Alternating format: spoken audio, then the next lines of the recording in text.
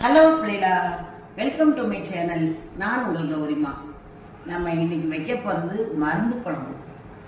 மருந்து குழம்புனோட யாரும் பயப்படாதீங்க. இது வந்து ரொம்ப டேஸ்டாகவும் இருக்கும். இது மெயினாக பிரசவமானவங்களுக்கு தான் இந்த குழம்பு வைப்பாங்க. ஆனால் இப்போ இது எல்லாருமே சாப்பிட்றாங்க. வீட்டில் வச்சா எல்லாருமே டேஸ்டாக இருக்குன்னு சாப்பிட்றாங்க. அது மட்டும் இல்லை, உடம்புக்குமே ரொம்ப நல்லது. இது நாட்டு வெங்காயம். இது அதே மாதிரி நாட்டுப்பூடு, சின்ன வெள்ளைப்பூடு. அப்புறம் வந்து கருவேப்பிலை, தக்காளி, கொஞ்சம் மஞ்சப்பொடி, மிளகு, கடுகு, பீரகம். அப்புறம் வத்தல் வந்து பேரால் ஆனவங்களுக்கு வைக்கதா இருந்தால் இந்த இப்படி பேருக்கு இது மட்டும் வச்சா போதும். இப்போ நாம் வீட்டில் இருக்கவங்க தான் சாப்பிட போகிறோம், அதனால் கூட 2 வத்தல் இப்படி வச்சுக்கலாம். கட்டிக்காயம் நல்லா எண்ணெயில் நல்லா பொரித்து நுணிக்கிறணும். இது வந்து ஓமம். அதுக்கப்புறம் வந்து சுத்தமான நல்லெண்ணெய் வச்சிருக்கேன். எக்கு வந்து நான்வெஜ் சாப்பிட்றவங்களா இருந்தால் எக்கை வந்து ஊற்றலாம்.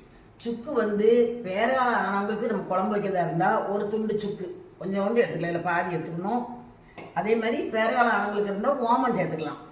இதே மாதிரி சைவமாக இருந்தாங்கன்னா அவங்க ஒரு முருங்கை பிஞ்சு. நான்வெஜ் சாப்பிடுதாங்களா இருந்தால் முட்டை உடைச்சி ஊற்றலாம். கருவாடு, நல்ல மஞ்சப்பாறை கருவாடு, தேட்டு கருவாடு, பிள்ளைகளுக்கு குழந்தைய கொடுக்கறதுனால, குழந்தைக்கு பால் கொடுக்கறதுனால அது வந்து தேட்டு கருவாடு கொடுத்தா பிள்ளைக்கு நல்லா பால் இருக்கும்னு சொல்லுவாங்க. பேர் தான் மருந்து குழம்ப ஒழிய இது சாப்பிட்டாவே ஆசையாக இருக்கும். ஏன்னா பேர் காலத்துன்னு எங்கள் வீட்டில் நாங்கள் செய்யும்போது, மகளுக்கோ மருமகளுக்கோ செய்யும்போது மகன் சாப்பிடுவான், நான் சாப்பிடுவேன், எங்கள் வீட்டில் சாப்பிடுவாங்க. ஏன்னா அது அழகாக இருக்கும், டேஸ்ட்டாகவும் இருக்கும், நல்ல எண்ணெயமாக இருக்கும். நான் செஞ்சப்பறம் மட்டும் காமிக்க, நீங்களும் வீட்டில் செஞ்சு பாருங்கள். கொஞ்சம் எண்ணெய் ஊற்றணும், வெள்ளைப்பூடை போடணும். அப்புறம் இதில் வெங்காயத்தை போடணும். எதுக்கு இவ்வளோ வெங்காயம்னா எல்லாருக்கும் மருந்து குழம்பு வேணுமா. இப்போ கருவேப்பிலையும் போட்டு இந்த 3ஐயும் அழகாக அப்படி நல்லா வதக்கணும். டேஸ்ட்டே வந்து இந்த வெங்காயம், வெள்ளைப்பூடு, கருவேப்பிலை தான். எண்ணெய் ஊற்ற வேண்டாம், எண்ணெய் போடுறேன் ஃபஸ்ட்டு.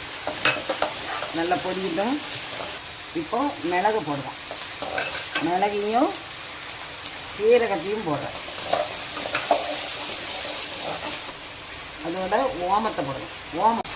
வத்தல் எப்பவுமே குழம்போட வாசம், அந்த மருந்து குழம்பு வாசம் வந்துட்டு தக்காளி எப்படி வதக்கணும் பாருங்க. இப்போ இந்த மாதிரி ஐட்டங்களெல்லாம் தனியாக நல்லா காஞ்ச ஜாரில் போட்டு முதல்ல பவுட்ரு பண்ணி வச்சுக்கணும்.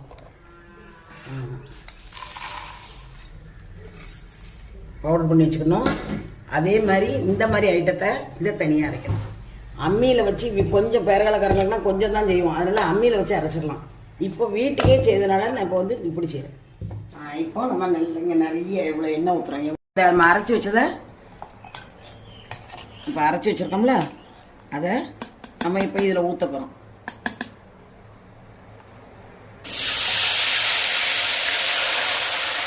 இப்போ காயம் நல்லா நிறைய போடணும், காயம், அப்போ தான் நல்லா டேஸ்ட்டாக இருக்கும். அப்புறம் நம்ம வச்சது மஞ்சப்பொடி, அதுக்கப்புறம் தேவையான அளவு உப்பு. தீயை இப்போ நல்லா குறைச்சிடணும்.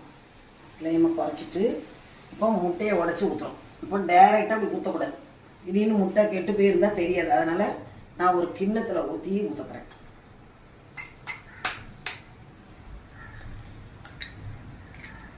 இப்போ முட்டை நல்லா இருக்குது, தெரியும் பார்த்தீங்கன்னா சுத்தமாக இருக்குது. இப்போ தான் ஊற்றணும், தள்ளி ஊற்றணும். அதே மாதிரி தள்ளி அவ்வளோ முட்டையும் ஊற்றிடணும். இப்போ குழம்பு ரெடி ஆயிடுச்சு. இங்கே பாருங்க, பார்க்க எவ்வளோ அழகாக இருக்கு பார்த்தீங்களா. சூப்பராக குழம்பு வச்சாச்சு. இப்போ பாருங்கள், இதோட கலரை பாருங்கள், எவ்வளோ அழகாக இருக்குன்னு பாருங்கள். நீங்கள் இதெல்லாம் சாப்பிட்டு பார்த்துட்டு எப்படி இருக்குன்னு சொல்லுங்கள்.